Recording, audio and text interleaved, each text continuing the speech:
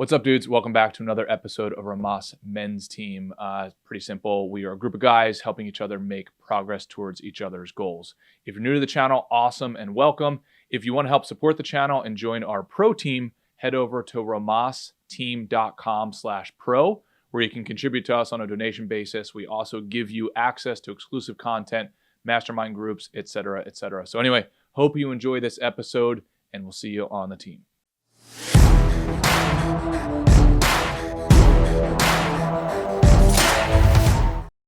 I don't think so. She's still not playing nice. We're actually supposed to have a meeting later. She got it to you. Yeah. I'm not. She may have. I might not have seen it. Anyway, we are live. Sorry for the administrative talk here, fellas. Mr. Larry, Ray, and Rob, what's going on, dudes?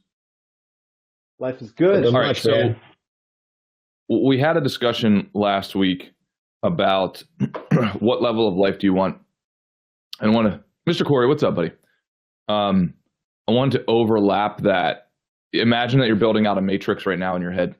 And so you're selecting the style of life you want. Do you want middle class, upper class, or ultra class? And then reconciling, well, how much are you willing to sacrifice for that? And what lands on the other side of the equation is what you ultimately want, what you really want. Let me run this by you. If you now put in a new column into that matrix of two things: autonomy. How much autonomy do you want? These fucking balloons, man. I get to turn. Yeah. Yeah. So Corey, just saying it. Corey, are you a Mac user yet? Yeah. So they build into the native, operating system. Whenever you put up certain things, hand gestures, it has these like. That's the same thing as Zoom. We have the same problem. It's brutal as well. It's annoying. Yeah. It takes me sounds like another reason to be Android. There we go. Okay, so now we're going to input the columns of autonomy as well as the tools. So the tool or the vehicle that you're going to use to get there. Now, I think the good news is if you're in the ultra class category, in other words, you want to get to ultra class, you're basically going to have to start your own business. There is no other option, essentially. Unless you're a Facebook employee number 2, you're not going to get to ultra class as a W-2 employee. At least my perception is that, unless you're a rare exception. But then using the other column is, what does autonomy look like for you? So is it hey, when I'm at that class or to get to that class, I want to work 7 days a week, or I want to work 3 days a week, or what does that look like? Or even a derivative of autonomy is like, even if you're working 3 or 4 or 5 days a week, if you're working for someone, you are still relatively on call for that person, relatively. So, Corey, let me throw the ball over to you. What do those two columns look like for you?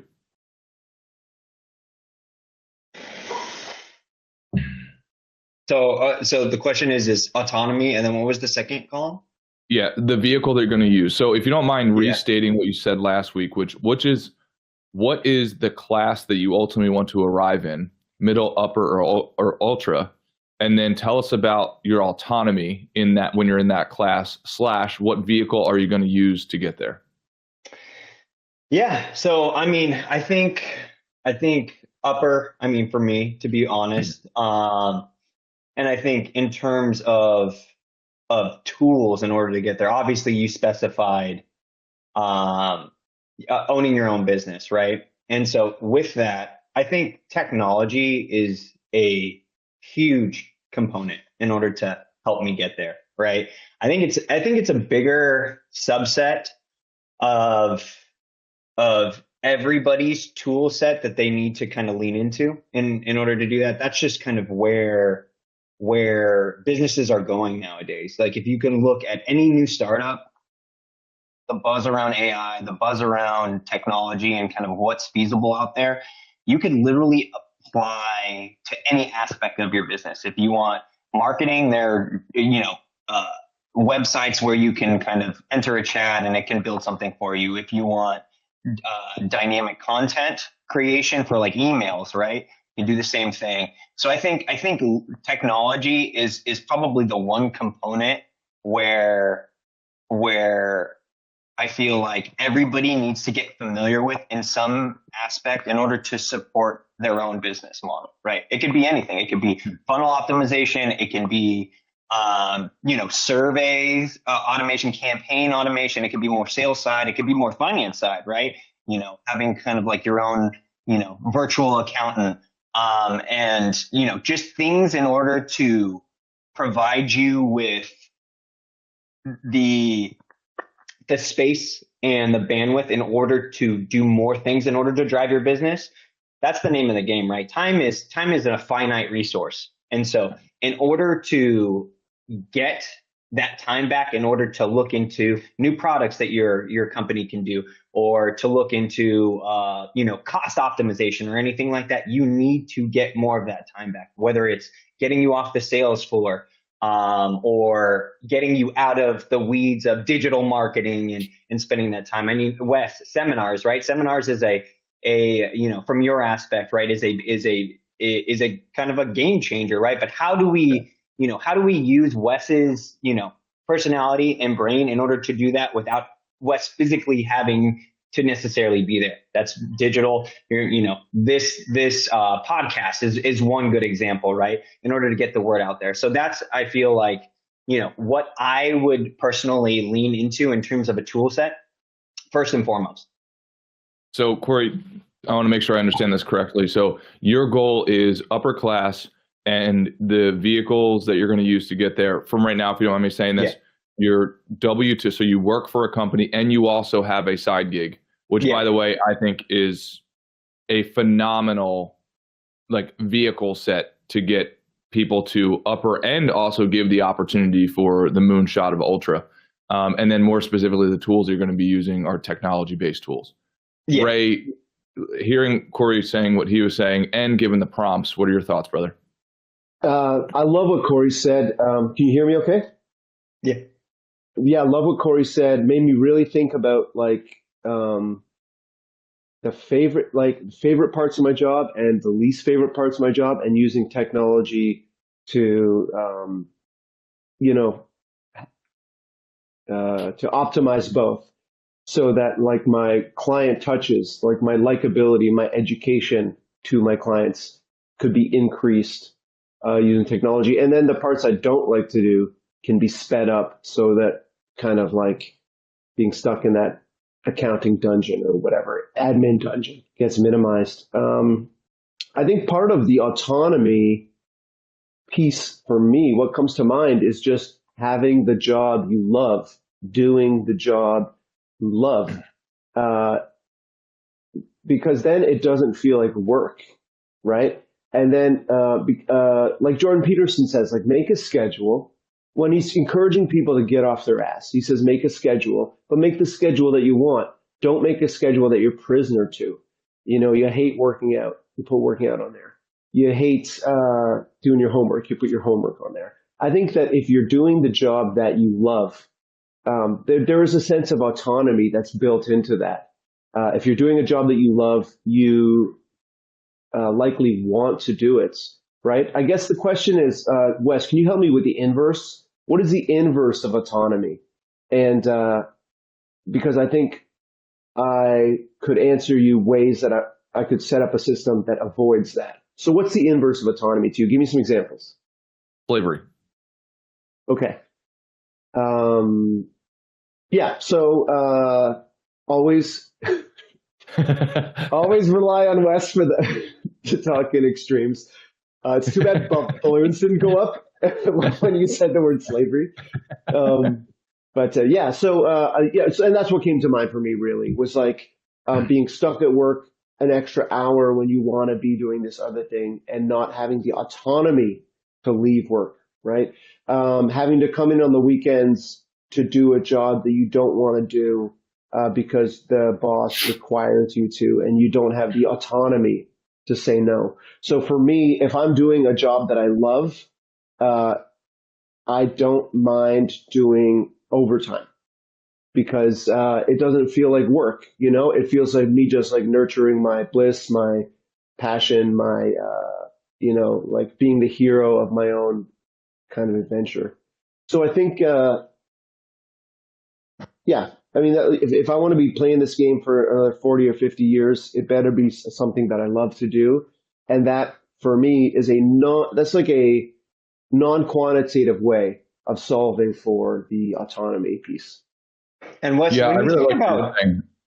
Oh, please when you go. talk about tools, sorry, are you referring to like in regards to your entrepreneurial side business? Are you talking about financial tools? Are you talking about tools for education? Like, is it kind of open-ended, or is there something specific in terms of what tools you're thinking about? Yeah, well, I think Corey did a really good job of on expanding. So I guess we can now have three columns, right? So it's like autonomy, vehicles that you're going to use to get there, primarily like primarily career-based vehicles slash, and then let's say that the third column be the tools that you're going to use. So you went one level deeper. I'm going to use technology-based tools. Yes, you could use financial-based tools, et cetera. And Ray, to your point, I love where you're going with this. There's a phenomenal book by Rory Sutherland called Alchemy. He was a CEO, I believe, of Ogilvy Advertising in the UK. One of my favorite books of all time, and just kind of stumbled on this last year.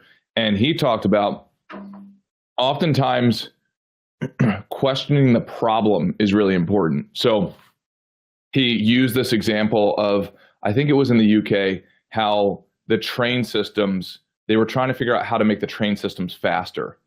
And he brought to the table and said, hey, is it about making the train system faster, which, by the way, is going to cost billions of dollars, and you're starting to get on the upper end of physics here? Or do you spend a fraction of that amount with a more enjoyable or more predictable train route? So, for instance, if you were to add, NFL cheerleaders walking up and down the aisles serving drinks, right? You probably then have the opposite problem. You will have people not wanting to get off the train, or let's go for that option. Yeah. Let's do that. Or do you make it more one. predictable, right? Saying, hey, what we're really finding is that people don't like waiting for the train. So, okay, now you develop an app that says, okay, your train is 5 minutes behind or a half hour behind, therefore you can sleep in for an extra 20 minutes, et cetera. So, Ray, I like what you're saying is, hey, perhaps it's not dollar for dollar autonomy. Perhaps it's the enjoyment. So maybe you're working 80 hours a week in your business, but you enjoy it more than working 40 hours for somebody else. I mean, that's true for me, and I'm sure that's true for you, Wes, at this point in your journey, correct? 100%. Yeah. Corey, now given that distinction, do you want to add or delete anything from your tool/vehicle matrix? Which was super useful, Corey, by the way. First of all, super useful what you said, and right on point. Go ahead. Yeah, I appreciate it. I mean, I don't think so. I mean, yeah, obviously there's an array of things, but it's really a prioritization level, right? I think, from tools or vehicles, what gets you to your goals faster, and you prioritize in that mode. And sometimes you can't do everything all at once. Going back to what I said, is time is finite. There's only a certain level of resources, whether you have a family or friends or other obligations, or even things that you enjoy, to give you some, some utility in some capacity, right? But how do you prioritize what vehicle to use? Is probably just return on investment. Is it education that, maybe if I study for X amount of time, I get a certification, which allows me to consult and do XYZ, here in 6 months versus a year. And I think, the key is really just prioritization. And that's how I look to drive my, my autonomy, is what can I take up now that yields me the most, whether it's time or money or any other thing that gives me utility in the nearest amount of time. Love it. Larry, what is your perspective? Hey dudes, sorry for the interruption here. Just wanted to let you know, if you want to join our pro team, go to romasteam.com/pro. You can help support the channel. You will also get access to exclusive content, masterminds, one-on-one sessions, etc. All right, back to the episode. Well, first off, my perception is I don't have a class that I want to be in. because that's a limitation. And then I'm always focused on, am I there or not? And that brings up this concept of work. And I don't believe in work. I believe in creativity. I think work is a concept of you're not where you want to be, so work. And I think what happens is it takes you out of this moment. It takes you out of being able to show up actually being that person that you think you're attempting to accomplish. Having that life that you're attempting to put all of these tools together for, when the reality is that the most optimal way to live one's life is decide what is it that you're attempting to obtain and behave accordingly, because that's the moment you're going to take action. And this whole concept of what class do I want to be in? You talk about autonomy. Autonomy is your own class. Autonomy is allowing yourself to be truly authentic, present, and recognize that life's a creative force. We're not here to work, for crying out loud. That is a perception, a label that has been cast upon people to think that they're going to get somewhere. And I think it's misconstrued, because what we're really being tasked with is being creative. And we're creative relative to. And the relative to is the ultimate outcome that we're attempting to obtain. For instance, I had a bunch of sun damage on my head. That's why this new cap label, but it was an enjoyable experience, because now I got to really experience cancer. I thought I got to experience it with prostate cancer, but no, I get to experience it again. And why I'm putting it in that perspective is, what's the option? Be scared to death, worry about you're going to die. This is the moment. And I had a very creative experience, and I did a keynote with a hat on, and people really liked the look, and I didn't do it because I wanted people to like the look. I did it to spare people from having to experience, some of the grotesqueness that can be perceived. And so I'm just, I'm not being fanciful, but I think we really have to be careful of thinking that we've got to get somewhere other than where we are. I think we're creative to obtain things so that we are theoretically enjoying more of where we are. But if we haven't chosen to enjoy where we are, regardless of the circumstances, and that being that you've got cancer, you lost your job, your spouse has left you, you woke up in the morning crabby, it doesn't matter the circumstance. What's your choice? And the choice always comes back to what is the ultimate destination that you're attempting to accomplish, and behave accordingly, and then you'll manifest, because that's how life works, and give you all the information necessary. So that's my perspective on that. Yeah, no, I really appreciate that. I want to push back a tiny bit, not push back, but let's riff on this, because I wonder, Larry, in the philosophy that you're saying, at some point there's going to be a reconciliation. Hey, you don't want to talk about classes, but when you pull up to the private, jet, they're going to ask for money. And if you say, well, I have no classes, I also have no money, but I want access to the private jet. At what point is there a reconciliation? My desires are very high. Yeah. And so therefore that causes me to be very creative. And my creativity is a level that affords me the opportunity to live that life which I desire. So I'm not saying that I'm not doing social media, and I'm not making phone calls, and I'm not doing what others people perceive as the work. And some work they like and some work they don't like. Hell, I like it all because it's not work. It's the creative process that I need to have fun doing so that I can have my desires met. But in the meantime, I can't be wandering around in a state of want, because now I'm in a scarcity mentality, and now I'm needy. And you turn people off, and you aren't as creative when you're blocked like that. So that's what I'm talking about. And I appreciate that question, because it's not, I don't close my eyes and expect to end up in Kansas, for crying out loud. Mhm. You know, but I need when my wife says we got a lot of work to do today, the first thing out of my mouth is no, we have a lot of creativity we want to do today. Mhm. And it's just rephrasing, because words are so powerful and they do things to us from a psychic perspective when we use the wrong ones. And that's where people end up living, is how many people do you see that are struggling or not happy yet? But when the hell is that going to occur? It's not going to occur when they get it, because it still won't be enough. So that's kind of my riff on that and what I mean by.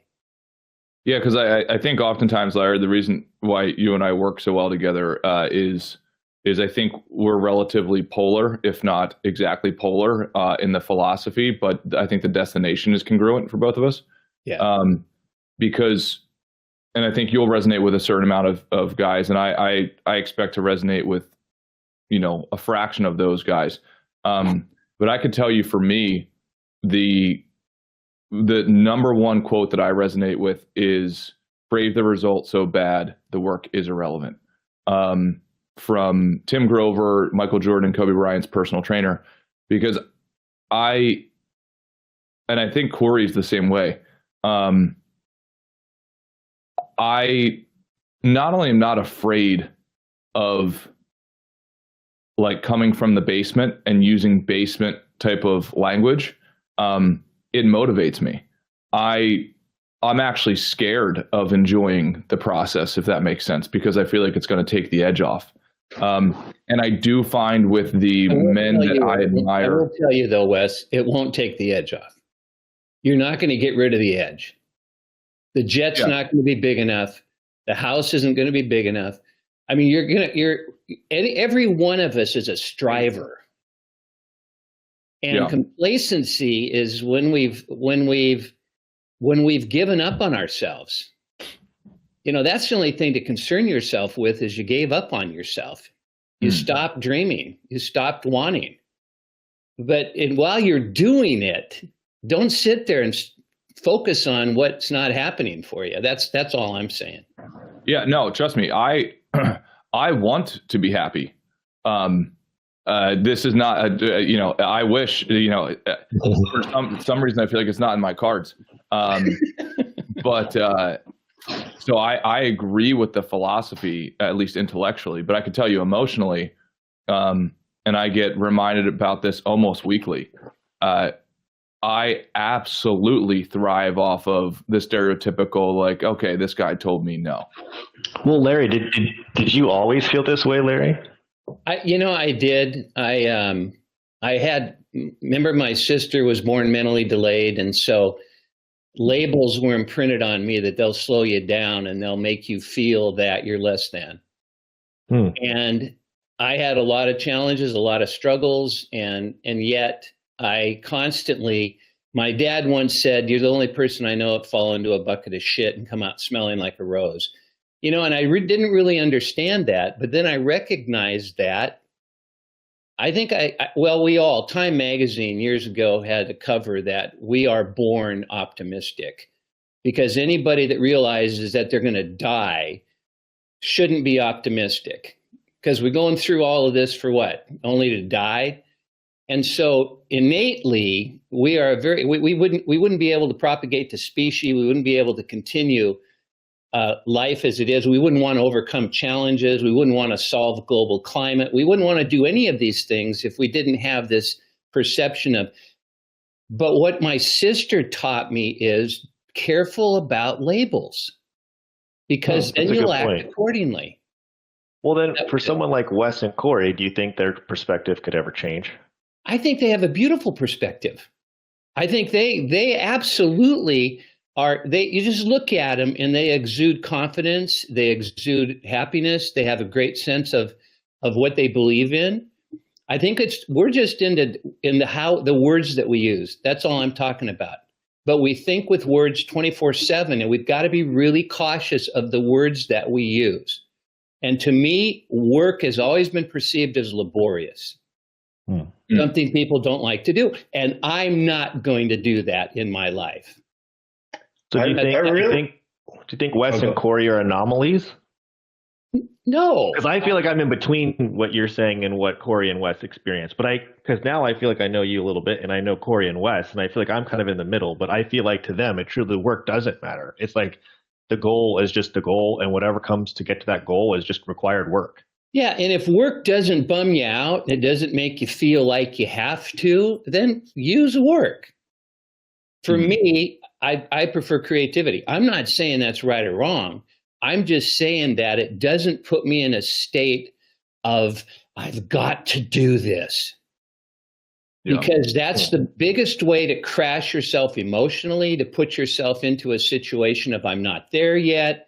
And then what it does is it causes our brain, our subconscious, the servo mechanism, to now focus on all the other things that aren't going on the way you want them to in your life. That does not allow you to be the best version of yourself right now. And that's when we need to be the best version, is right now, because that's where life is right now. Well, Wes, can I ask you a question? Sorry, just real quick. Do you think Kobe, for instance, would have changed his mentality had he lived, like have a conversation with him at 65, 70 versus you don't think so? Yeah, I don't think so either. That's why I think it's like a DNA thing for some people.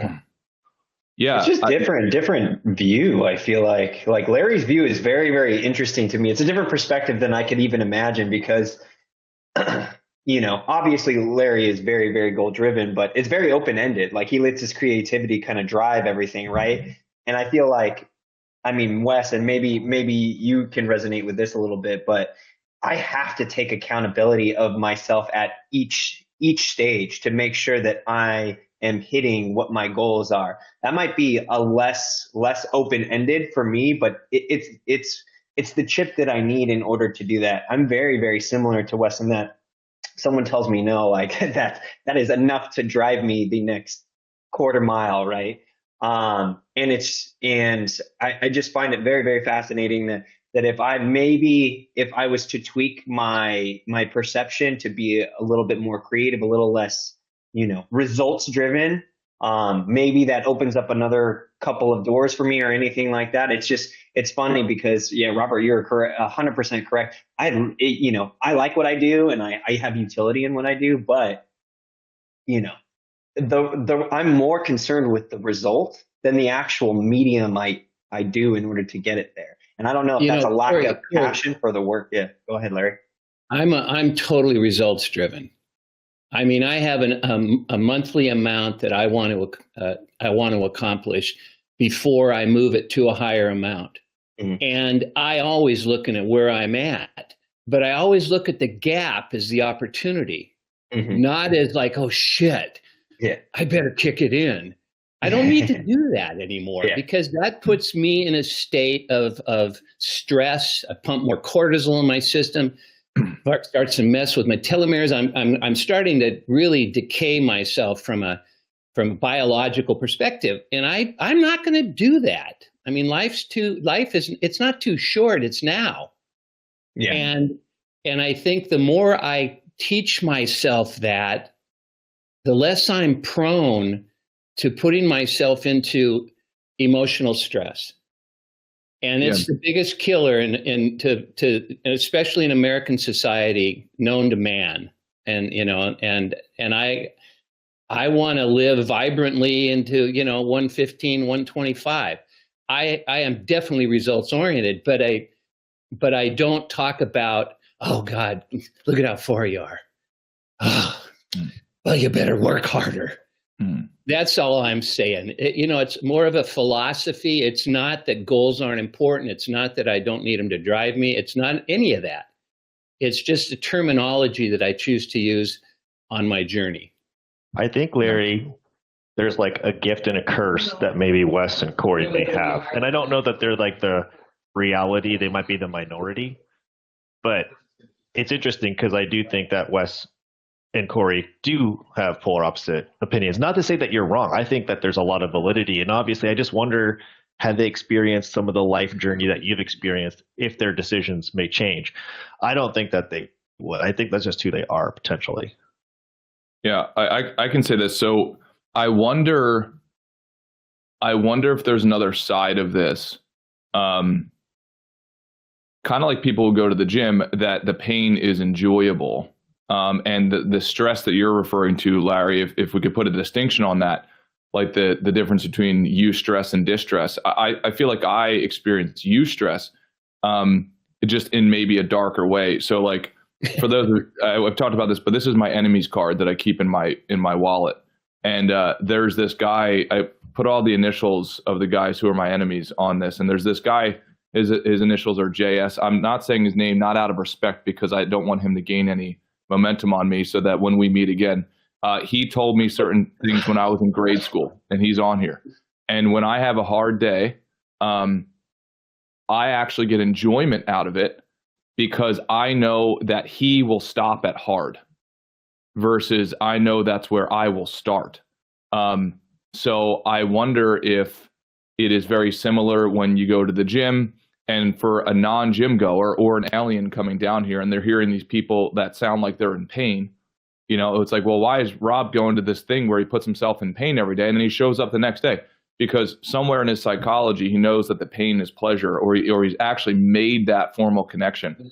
I mean, Corey, coming from like the darker side of motivation, and by the way, I feel like if you were to talk to Tom Brady, if you were to talk to Michael Jordan, Kobe Bryant, go down the list, and it feels to me, and maybe I'm wrong, is that a large percentage of those killers that we probably admire are coming from a certain sense of pain. Yeah, and I think that Rob, just to add a little bit of texture, the way that Corey and Wes are so results driven, so hungry.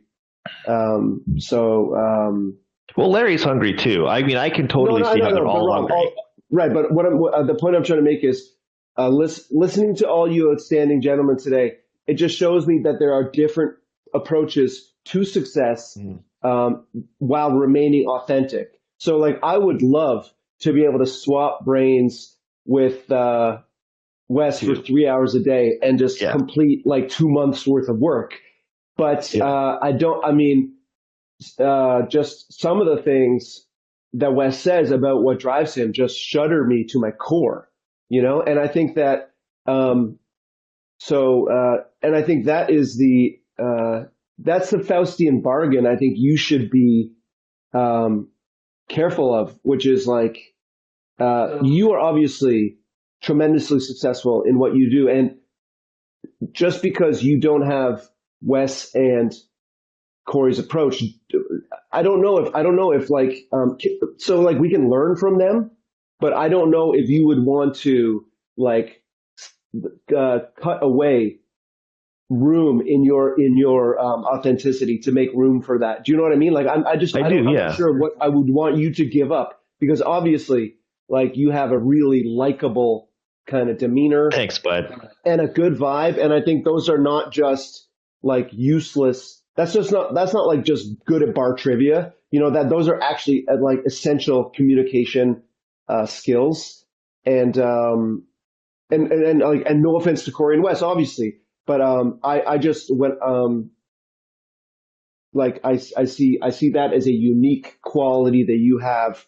And again, you, Rob, Corey, Wes, Larry are all successful, but they have you all have different recipes in terms of like psycho drive is this much in you, likability and communication skills are this much in you. For Larry, likability and communication skills are off the charts, and for Corey and Wes, it's that the relentless column is off the charts. And I hope I'm not insulting anyone with that description, but like obviously, Rob, I think you're authentic. Like I wouldn't want you to like turn down the volume on any of like the authentic qualities that you have. No, I appreciate that, it's man. all part of your recipe. I think you got to that show Ray our sweet sensitive types. That's what I'm going to Yeah. Well, I was gonna say Corey and Wes are very like. Ray, you must have got the wrong. I know they are, dude. Yeah. I know. I'm just talking about the different. No, and I appreciate you were talking about how Wes and Corey are different than you in terms of that psycho drive, and so I just wanted to identify with you that like you have like that. I'm not sure what I would want to turn down in terms of your recipe because it seems to all be working. No, I get it absolutely, and I think me, you, and and Larry are probably people. Like we generally like people. Not to say Corey and Wes are not, but I think that's definitely what me, you, and Larry share for sure. But like there's another person that I would put into that category of similar to Corey and Wes is Arnold Schwarzenegger and also Elon Musk. And it's like you hear these guys talk, and if you actually listen to what they say, it's like these. I mean, it's not about the work. It's about the results. Like Elon will sleep in his office, or Arnold will work out for like literally 24 hours in one day, or Arnold has a great expression. It's not the 7th, 8th, or 9th rep where you get the gains, because that's where the pain starts. Where the growth starts is where the pain starts.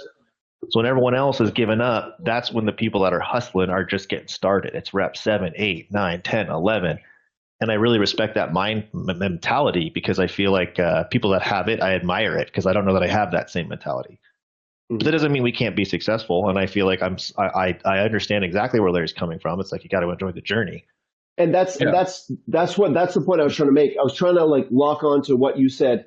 Like, I don't think I have that DNA. I don't think I have that mindset that the most extreme cases of success and achievement and drive have. And I just want you to know that, like Larry said, like, just because you and I don't have that kind of mindset or that kind of DNA, the way the obvious examples, Wes, Corey, Schwarzenegger, Elon Musk, Charles Manson, have it, that doesn't mean that success is out of the question, or like the same level of success is out of the question. Yeah. No, for sure. There's just a lot of admiration I have for that, because I feel like it's a killer instinct. Same. It's like why I always will choose MJ and Kobe over LeBron, because I just feel like they'll do what it takes no matter what. This is when you brought up autonomy, we're putting a course together on intrinsic motivators. And Daniel Pink, a lawyer from Yale, which is where he originated in his pursuit, did some phenomenal research. And the intrinsic motivators is why we get up in the morning. It has nothing to do with money. Money is something that is an outcome. And the first one is we want to be autonomous. The second one is we want to master our craft. And the third one is we want to have a sense of purpose. And autonomy, mastery, and purpose. And purpose is we're doing this for something greater than self. Otherwise, we really don't know how much we're limiting ourselves to our own imagination. And when we get out of that and are doing it beyond just our own self-fulfillment.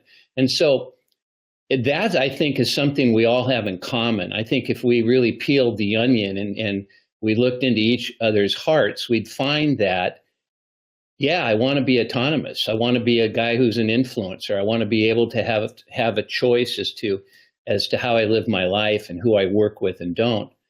And I also want to be able to be the best at my craft I can possibly be, because that's not only reassuring and building confidence for myself, but it's also something that people are attracted to. They want to be around people that have an answer and that know, so they can trust. And then the third is they don't seem to be all about themselves. They seem to be about something that's going to enrich all of our lives. And I feel that from everyone on this screen. And hi, Phil, welcome. And now it's just a matter of fulfillment. Where are we on that? And that's what I see in Wes. I see that, and this is my real first experience with Corey, but I can feel that authenticity and that magnetism and that attractiveness in how he shares information. And the same thing with Ray and Rob is our pursuit is, and this is something I think is really essential, because I've seen the difference between being in that ultra class where you're getting into the jet and sitting down with a smile on your face and a sense of satisfaction. And it's not about the jet. Jet is just a symbol of what you've contributed and how much life has given back to you. And I really feel and sense that in every single one of you. And I think when we skip that, and I think we go through a period of narcissism, and I think we go through it, well, how am I doing and what am I getting? And I think when we ultimately mature, and I think it is all about maturation. And maturation is that old concept of whatever you believe in it. Remember, God gave us everything to be successful except one thing. And that one thing was experience. that's one thing that you can't learn and read and educate on, is you just got to get out there and find out for yourself. And ultimately, you'll find out this is not about me. And that's when true acceleration occurs in our lives. At least that's my one perspective on it. Love it. Larry, you're the friend I wish I had when I was growing up. Maybe I would not have an enemies card. To steer you away from jumping off the cliff of impending work to get it done. Yeah.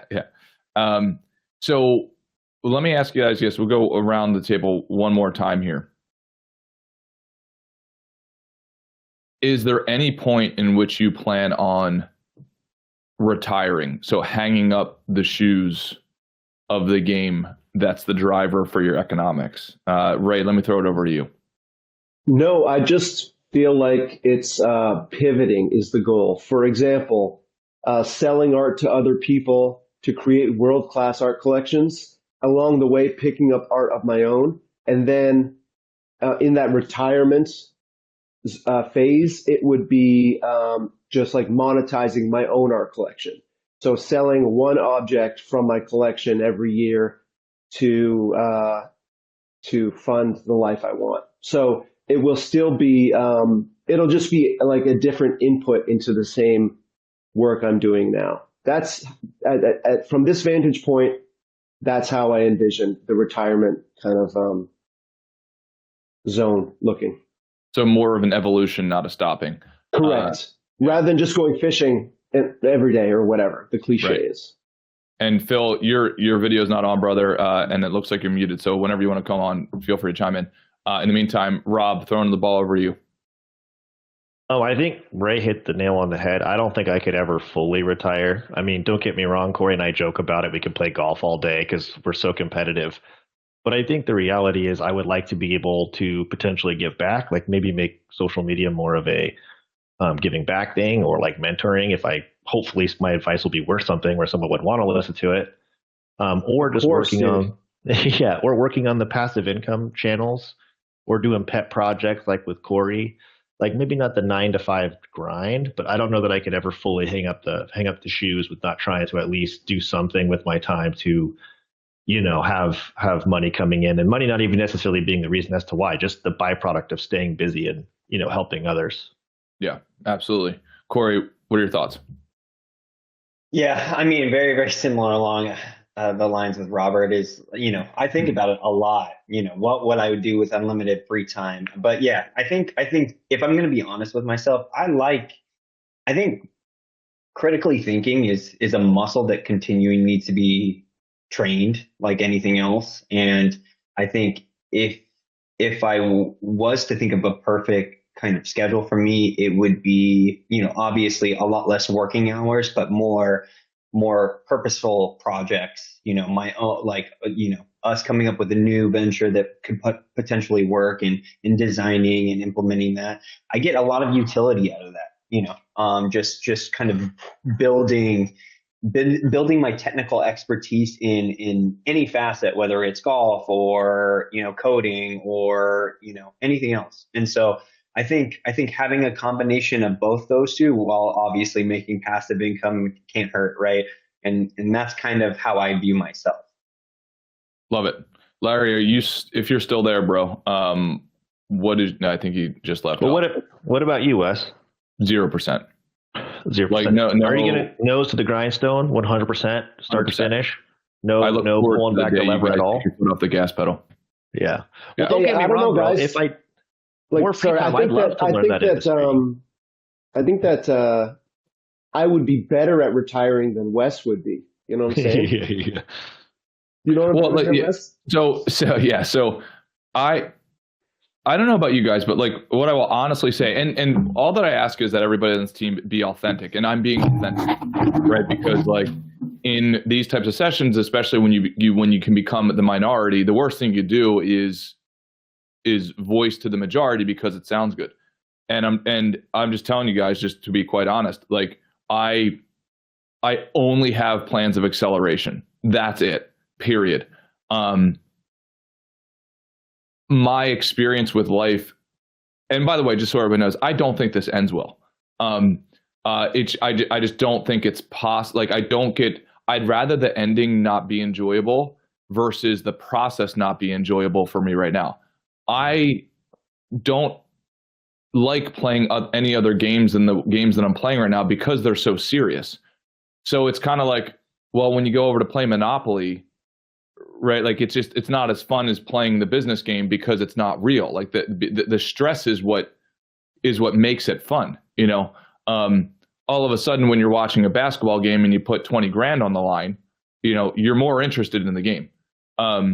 So for me, I don't gamble at all, but for me, the business game, that's the game, and the health game and the family game, et cetera, but treating it with a certain level of seriousness.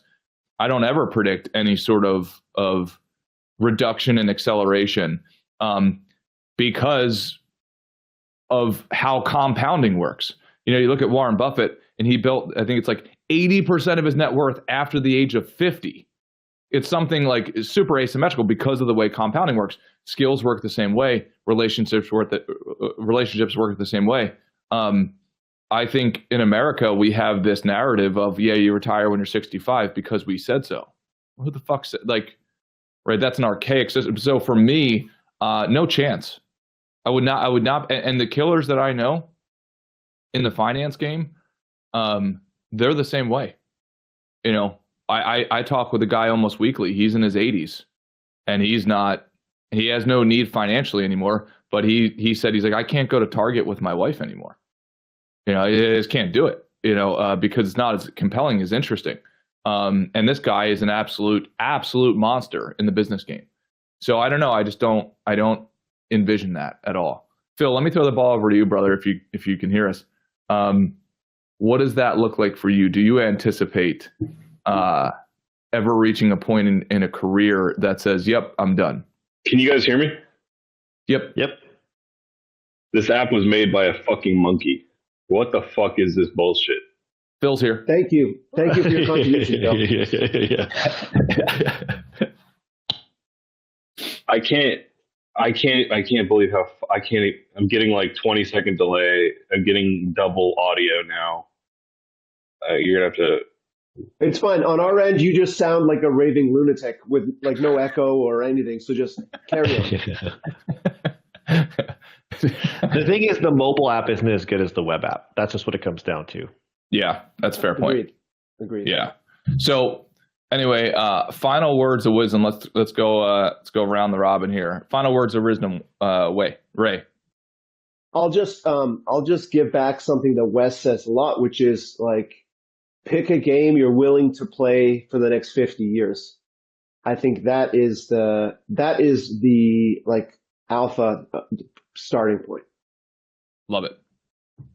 Rob, final words of wisdom. I think that there's no right or wrong way. So whether someone's listening and they agree more with Larry or they agree more with Wes, that whatever your way is, just maybe try someone else's way, but be realistic with yourself. Also, to be fair to Wes, I think he did accurately point out that potentially his game doesn't always end well. So if you're on that path, you know, just be aware of the risk. And at the end of the day, as long as you're putting your best foot forward, I think good things happen. But I do think you have to critically think, like Corey said. So I don't know if you can never fully retire. You gotta get busy living or get busy dying, you know? Yeah. Love it. Corey, final words, buddy. I think time is your most expensive resource. Pick and prioritize things that's going to give you utility the fastest, regardless of what that is. Love it. Phil, sorry you're coming in tail end here. Final words of wisdom or comment card you want to fill out for Crowdcast app development. Yeah. What's the topic? I don't know. I couldn't hear anything until just now. Autonomy? Do you ever want to retire? It was like the final subtopic here. Do you ever want to fully retire? No. And there we have it. Phil, thank you very much, my friend. Absolutely love it. Sorry for the app and its inability to let. I guess what is it? Everybody's having a new one. Phil? Mobile app. Build us a new app, Phil. There you go. And Corey. That is your calling. All right, dudes. I love you guys. We'll see you all on Friday.